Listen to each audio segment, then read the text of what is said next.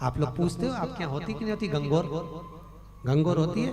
आपके बच्चे पूछते होंगे मम्मी ये दोनों कौन है, ईसर जी और गोरा जी ये कौन है? तो क्या बेटा ये ईसर जी ये गोरा जी, गणा ये गंगोर। तो ये गणा गंगोर कौन? तो क्या शंकर ये पार्वती। तो बच्चे पूछते हैं माँ ये शंकर जी ऐसे कैसे बन गए, मूंछ वाले, फेटा लगाए हुए, माला कंठी सब पहने, राजा जैसा कपड़ा, और पार्वती जी इतने सुंदर कपड़ा, लहंगा चोली पहनी, ये शंकर पार्वती ऐसे कब बन गए? तो तुमको उसका जवाब देने के लिए शिव महापुराण में लिखा है कि शंकर पार्वती कब बने थे वो सुन लो। गणा गौर ईसर गौरी कब बने हैं?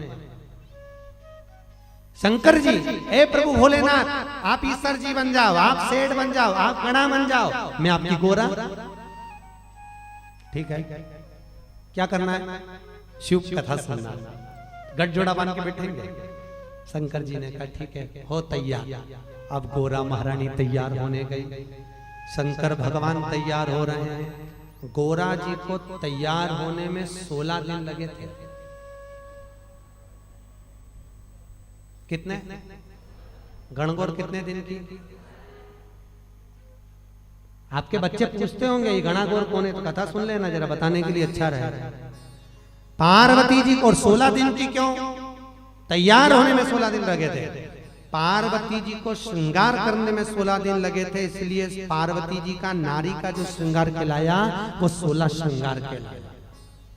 शंकर जी को तैयार होने में 16 दिन लगे थे। पुरुष को तैयार होने में इतना समय नहीं लगता, पर शंकर जी को तैयार होने में 16 दिन लगे थे। इसलिए पुरुषों के नाम से जो 16 दिन हुए वो 16 संस्कार कहलाए। कितने संस्कार? नारी के क्या कहलाए? 16 श्रृंगार, पुरुष के 16 संस्कार।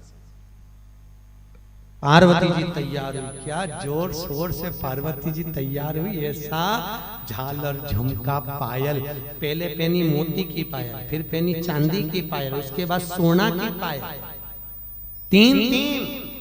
आज भी जब गणगौर के पूजन करने जाते हो तो मैदा का, बेसन का, आटा का ज्वेलरी तैयार करते। आप क्या होती कि नहीं पता नहीं है, ऐसी गोल उसको बना बना के गोल बनाओगे, फिर उसको तलोगे, उसमें झालर झुमके लगा के पार्वती जी को, गोरा जी को चढ़ा। 3 तरह का, मोती का, चांदी का, सोना का। माँ ने पायल पहने, क्या करधनी पहनी, पाँव में बिछुड़ी पहनी, हाथ में कंगन पहने, बाजूबंद भुजबंद पहने, सुंदर भुजबंद धारण करे, नैनों में सुरमा, सुंदर मुख में बीड़ा। 16 श्रृंगार में एक श्रृंगार है बीड़ा, मुख में बीड़ा सुंदर धारण करा, चोटी गुथवाई, चोटी गुथवाई, खूब सुंदर श्रृंगार करके लहंगा चोली चुंदड़ी पहनकर माँ जगत जननी बाहर निकली। भोलेनाथ जी ने क्या शादी में भी नहीं पहने थे, खुद की शादी में क्या पहना था? अभी कल कथा में सुनो कि बस एक मृग चर्म लपेट लिया, उस पे भी सांप लपेट लिया, जैसे लोग बेल्ट लगाते हैं पेंट में, ऐसे सांप से लपेट लिया। उससे कह दिया तू ऐसी बंधे रहना, खोलना मत, क्योंकि बांधने की जगह नहीं है तू, क्योंकि ऐसे लेके ऐसे लपेट लिया था बस कपड़ा जैसा, और सांप के लपेट लिया कि तू ऐसे बंधे रहना। सांप भी लपटा रही, अभी कल कथा में सुनोगे। अब इतनी देर में वो जितने देवी देवता सब पुंगा पुंगी बजाने लगे, सेना ही बजने लगी, तो सांप ने सोचा अपने भोलेनाथ जी की शादी अपन नहीं नाचे, तो सांप भी वहीं डोलने लगा। इतने में शंकर जी बोले बंधे रहे, खुल जाएगा। तो नाग देवता के तुम्हारी शादी में नहीं नाचू। शंकर जी बोले तेरे बत्तर का मैं नाचूंगा, तू ऐसे बंधे रहे। बंदा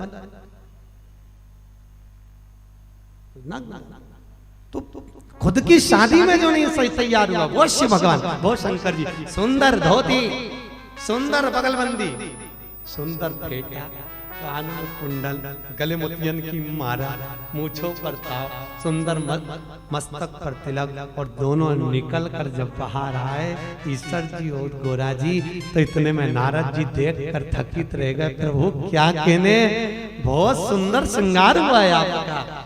इतने में बाबा ये श्रृंगार का दर्शन हमें होता रहे। भगवान शंकर और जगदम्बा ने कहा चिंता मत करो नारद, 16 दिन तैयार होने में हम दोनों को लगे हैं।